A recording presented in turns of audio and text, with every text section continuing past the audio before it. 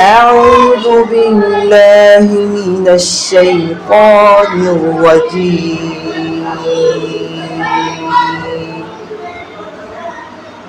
بسم الله الرحمن الرحيم.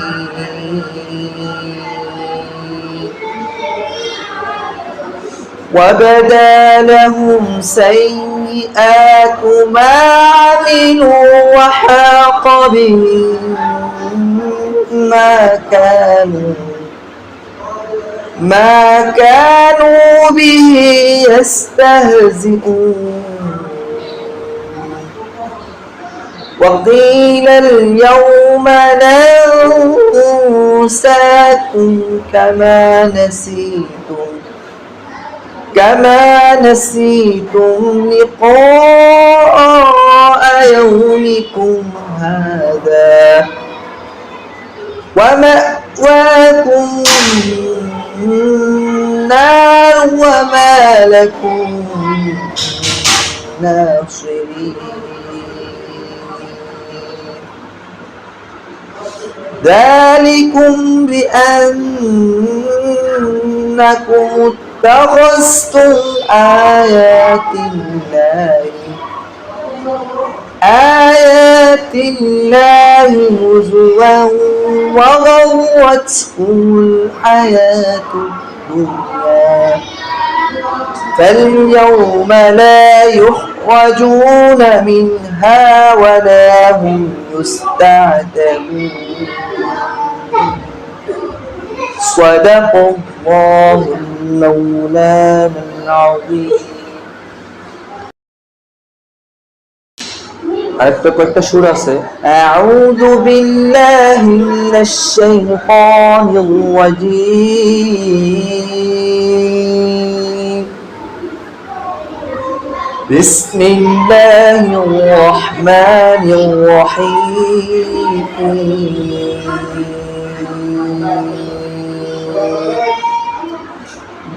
ذلكم بأنكم اتخذتم آيات الله هزوا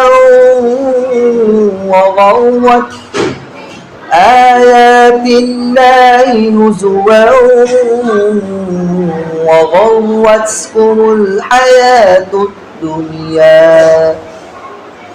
فاليوم لا يخرجون منها ولا هم يستعتبون.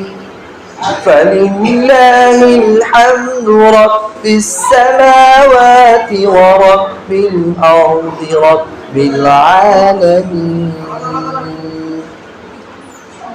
وله الكبرياء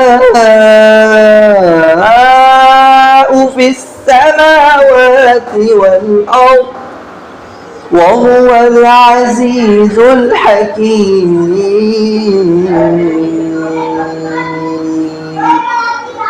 صدق الله مولانا العظيم.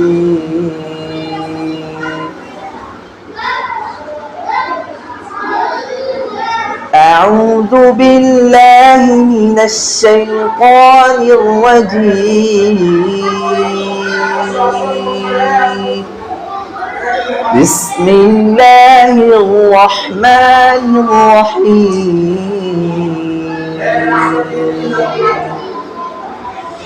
الله ولي الذين آمنوا يخرجهم من الظلمات إلى النور والذين كفروا أولياؤهم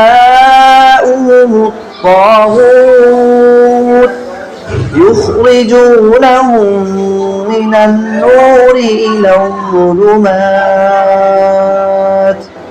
أولئك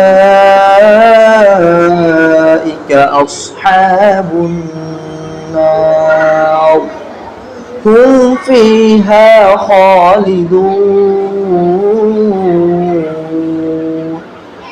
সাদাকাল্লাহুল মাওলানাল আযীম। আমি আপনাদেরকে মস্ক করাই তো প্রতিদিনই, এক এক দিন এক এক সুরে। আমার অর্থ হলো, আপনারা যদি একজন ভালো বিশ্বজয় একজন হাফেজ হন, এতে আপনাদের বাবা মা অনেক গর্বিত।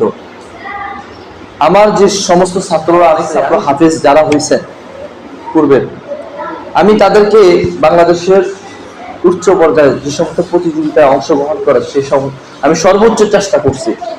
এখন আপনাদেরকে নিয়ে সে পরিকল্পনা আছে। আপনাদেরকে সেই প্রতিযোগিতায় অংশগ্রহণের জন্য প্রস্তুত আছেন? জোরে বলেন, আছেন? আপনাদের ছাত্র ভাই উনি একটু তেলাওয়াত করবে, ওনাকে আপনাদের মাঝে উপস্থিত দুইটা কারণ। আমি অত্র মাদ্রাসায় সবচেয়ে ভালো উস্তাদের কথা শুনে মাদ্রাসার নিয়ম মানে, আমি বললাম তো আপনারাও মানেন, আমি ব্যক্তিগতভাবে তাকে পুরস্কার দেব, কারণ আমি ব্যক্তিগতভাবে আপনাদের ছাত্রদেরকে পুরস্কার দিই, এটা আপনারাও জানেন। কেন দেই? আমি বলি, যারা যে সমস্ত ছাত্ররা প্রতি মাসে 3 পারা করে টেস্ট কমপ্লিট করতে পারবে, আমার পক্ষ থেকে পুরস্কার আছে। নিম্নে 3 পারা, অনেকে 5 পারা 10 পারা হয়ে যায়। আলহামদুলিল্লাহ, আপনাদের অনেক ভালো লাগছে। সামনেও হবে, সামনে কি হবে, আরো হবে। এই বছরের ভিতরে আপনাদের অনেক হাফেজ ছাত্র হয়ে যাবে, এই বছরের ভিতরে আশা করি। এই যে তোমার নাম কি বলেন? মোহাম্মদ শামীম, তার চলাফেরায় আমি অনেক খুশি। ভদ্র, সে ব্যক্তিগতভাবে একা একা রাত জেগে পড়ে। আমি অনেক সময় ঘুম থেকে উঠে দেখি পড়তেছে, বিকালবেলা বসে বসে পড়ে। তাকে সে আমার কাছ থেকে সময় দিত, আপনি একটু আমাকে একটু সুরটা, তার কণ্ঠ অনেক দুর্বল ছিল, মোটামুটি এখন একটু সুরে আসছে, অনেক সুন্দর আসছে। তেলাওয়াত করে শোনো, সবাইকে তেলাওয়াত করে শোনো।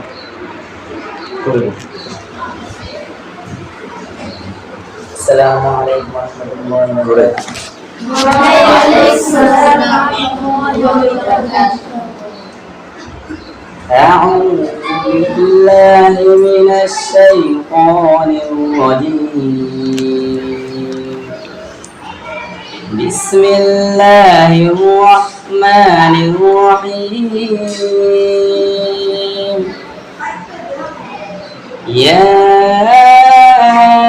أيها الذين آمنوا استعينوا بالصبر والصلاة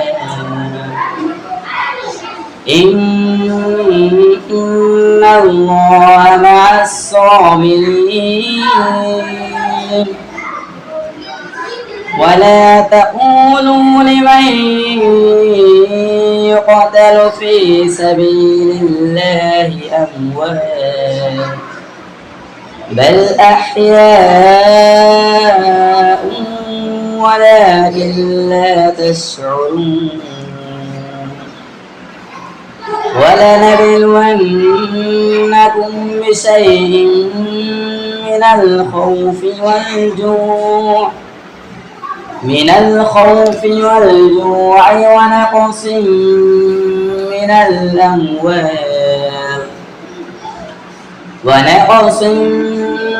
الأموال والأنفس والثمرات وبشر الصابرين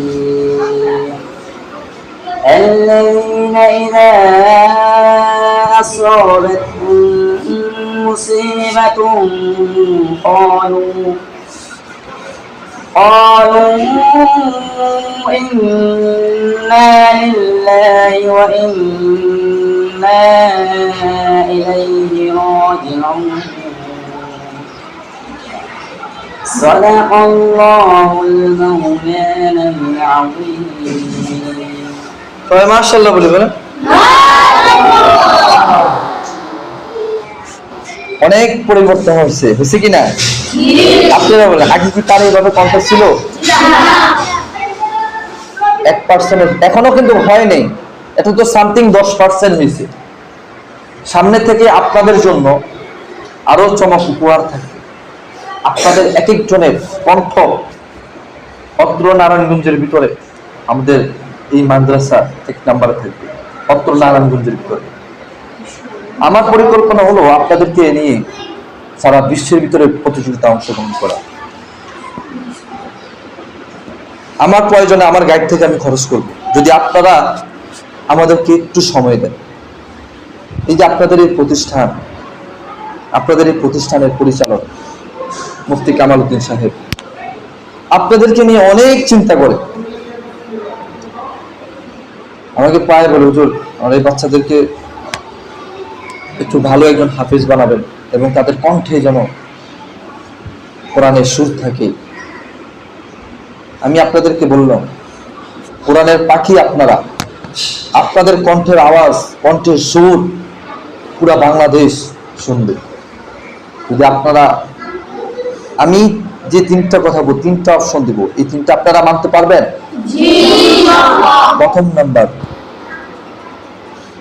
প্রথম নাম্বার খেয়াল করেন,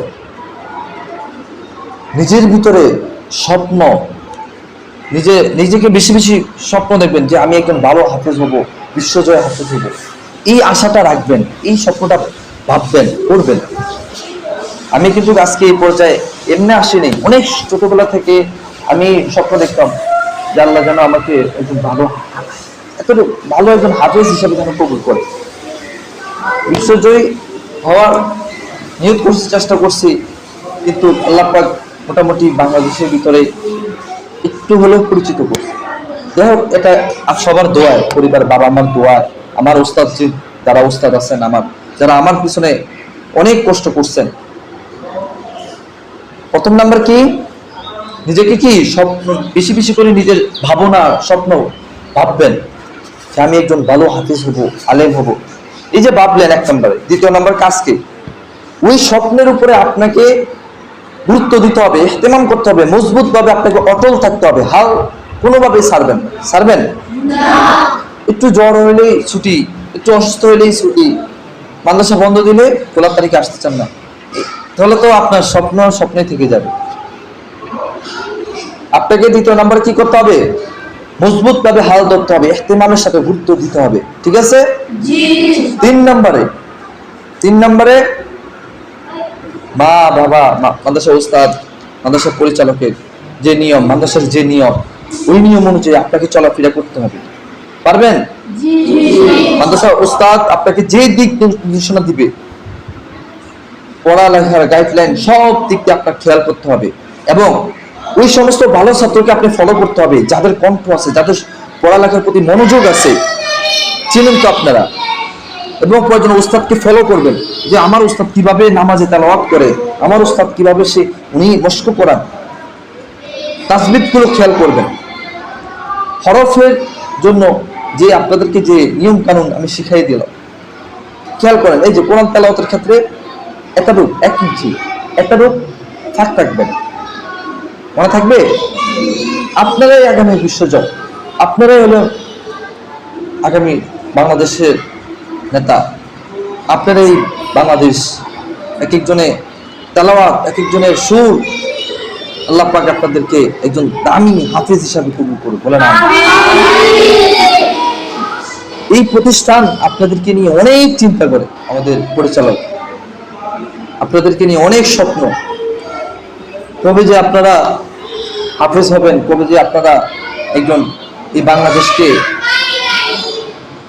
বাংলাদেশের উজ্জ্বল মুখ করবেন এই প্রতিষ্ঠানে, তার জন্য আপনাদের একটু চেষ্টা করতে হবে। ঠিক আছে?